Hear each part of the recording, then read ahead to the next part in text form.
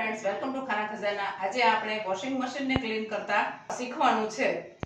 આ washing machine આપણા કપડાને ક્લીન કરે છે, પરંતુ ઘણી વખત એવું થાય છે કે આપણને કપડાથી સંતોષ નથી થતો. એમ થાય કે ધોયેલા કપડાં છે છતાં કેમ મેલા જેવા લાગે છે, વ્હાઈટ વ્હાઈટ રૂવાટી જેવું દેખાય છે અને આપણને કપડાને જોઈને સારું લાગતું નથી.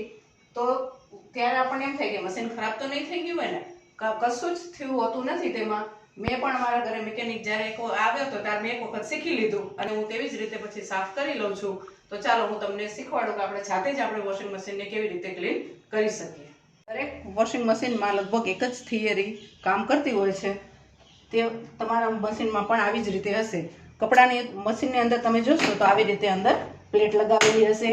તે 8 થી 10 દિવસ થાય એટલે તમારે તે પ્લેટ કાઢી લેવાની. તમે તેમની અંદર જોઈ શકો છો કે જો મારે સાફ કરવાનું હતું અને તમને બતાવવાનું પણ હતું એટલે મેં થોડાક દિવસથી તેને સાફ જ નથી કર્યું. આપણે તે કચરાને હાથથી કાઢી લેવાનો છે.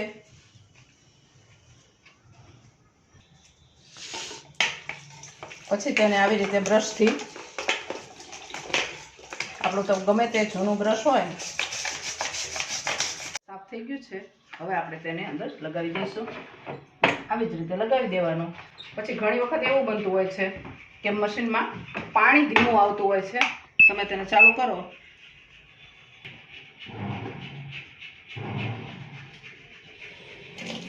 તો તમને પાણી ખૂબ ધીમું આવશે.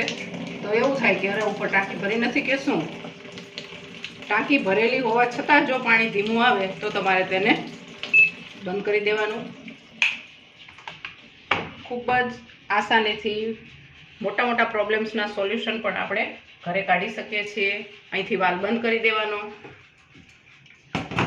આ વાલ અહીંથી કાઢી લેવાનો. આ વાલ જો હાથેથી ન નીકળે તો તેને સાણસીની મદદથી અથવા પકડની મદદથી તમે તેને ખેંચી શકો છો. અને આ એક નાનું બટન આવે છે, આની અંદર એને સાફ કરી લેવાનું. તે સરસ રીતે ધોવાઈ જાય. આને પણ તમારે બ્રશ ફેરવી દેવાનું.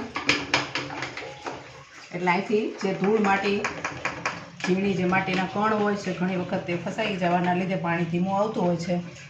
અને હવે આને બંધ કરી દેવાનું અને સારી રીતે વાલને પાછો બંધ કરી દેવાનો.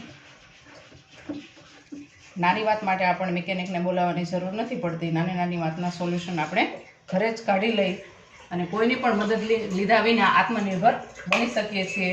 હવે તમે જોઈ જોજો, પાણી એકદમ સરસ રીતે આવશે.